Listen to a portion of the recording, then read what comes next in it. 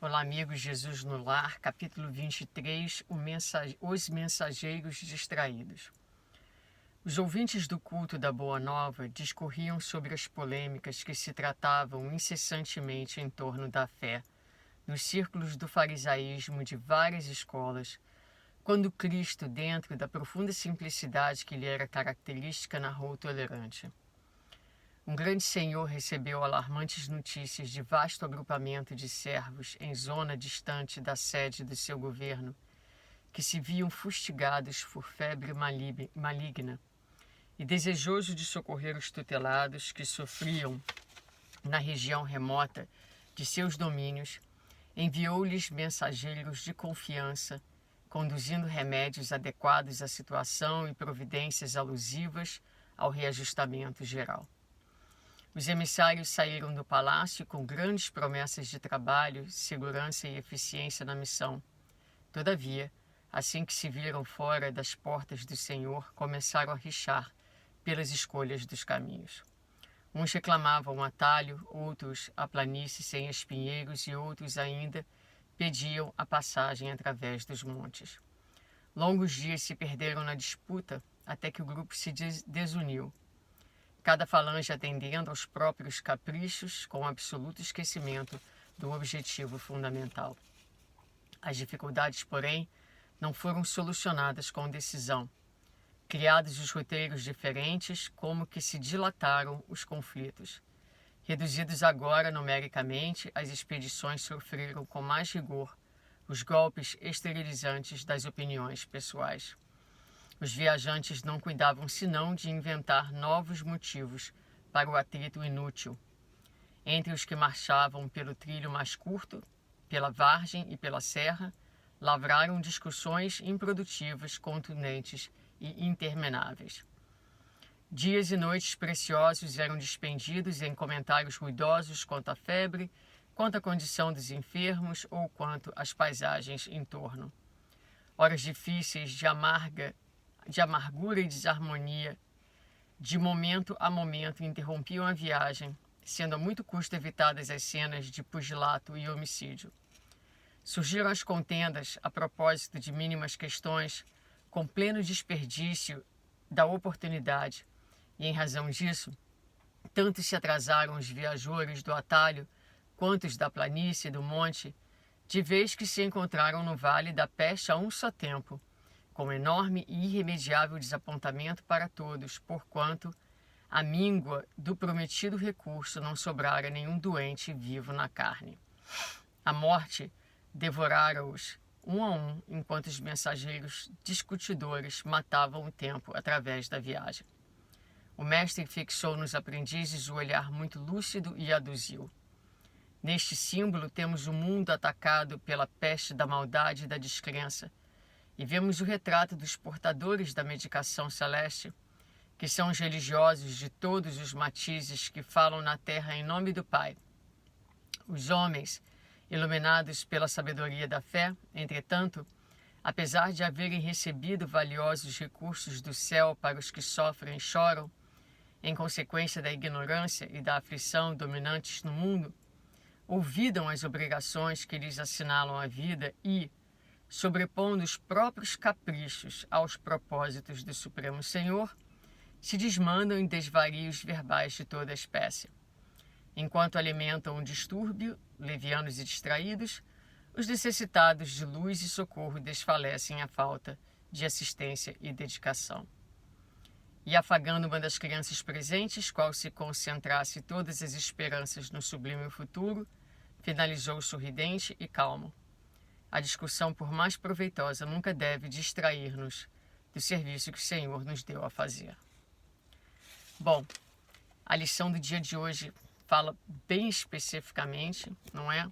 A nós que somos trabalhadores das lides religiosas e do tanto de distração que ainda acontece dentro dos serviços humanos em favor dos nossos semelhantes, apesar de todas as instruções, apesar de todas os recursos que a Divina Providência já nos oferece em termos de entendimento, da vida, das leis, nós ainda, muitas vezes, de forma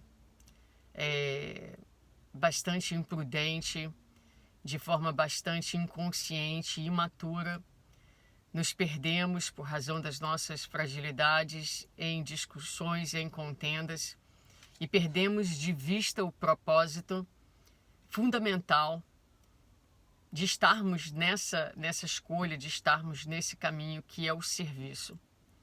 Colocamos os nossos caprichos, como diz o texto, acima dos propósitos do Senhor. E o quanto não é que nós fazemos isso, todos nós, no dia a dia da nossa vivência religiosa, da nossa vivência espiritual. É um chamado de atenção doloroso, porque tão verdadeiro, tão presente ainda na nossa existência. E o que acontece em função dessas desavenças, dessas discussões muitas vezes um tanto inúteis e às vezes estéreis, porque discute-se muito a forma e perde-se de vista a essência do trabalho. Então, o que acontece? Os grupos se quebram, né? Nas suas escolhas individuais. No que eles se quebram, eles se enfraquecem, eles se tornam mais vulneráveis. E as contendas crescem numa proporção, como ele coloca aqui, não é? Que vão interrompendo a viagem, vão criando atrasos no serviço, na tarefa.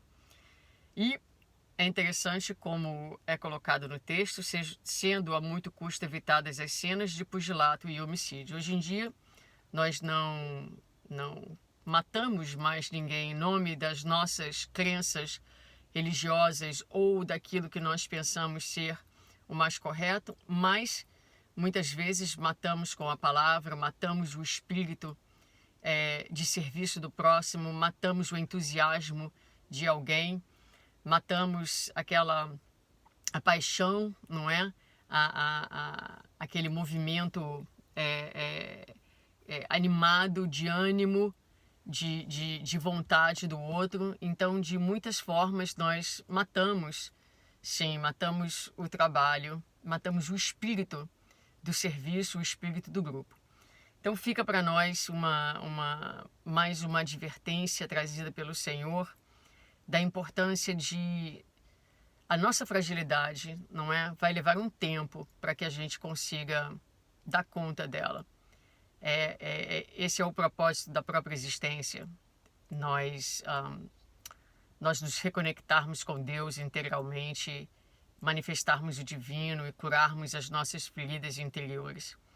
Mas no caminho podemos trabalhar na consciência daquilo que é essencial, podemos nos esforçar de forma consciente, através da vigilância, através da oração. Podemos fazer pequenos exercícios onde vamos sacrificando o nosso ego, vamos colocando de lado os nossos caprichos, vamos reconhecendo a importância do grupo acima das nossas opiniões individuais e a importância do trabalho, daquilo que nos foi confiado, daquilo que se espera de nós, para que não sejamos nós pedras de tropeço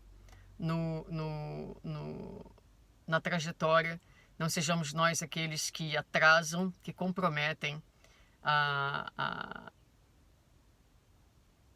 o horário, né? Digamos assim, de entrega, o plano feito para aquele trabalho. Todos chegaram, todos chegaram no lugar dos mortos, cada um por caminhos diferentes, todos chegaram no mesmo lugar e todos chegaram tarde, porque não conseguiram deixar de lado os seus pontos de vista para tomarem juntos um caminho que, com certeza, teria feito os chegar a tempo se tivessem caminhado juntos, se ajudando reciprocamente, olhando um pelos outros, mais fortes, mais fortalecidos pela união que sempre faz a força. Que isso seja, então, um lembrete amoroso para cada um de nós dentro das nossas tarefas espíritas, mas também dentro da vida podemos extrapolar para o nosso trabalho, para a nossa vida em família. Todos nós temos uma missão na vida em família de ajuda recíproca, de estarmos um com os outros. E muitas vezes vemos na atualidade e sempre famílias que se quebram porque se perde de vista o objetivo essencial de estarmos reunidos em família, em primeiro lugar, que é o acertar das nossas arestas e das questões ainda por serem terminadas, questões muitas vezes que trazemos no passado e que juntos, se caminharmos juntos, não é? Vamos sair dessa existência mais equilibrados, mais pacificados e mais felizes. Um dia de paz para todos, que Deus nos abençoe, hoje e sempre.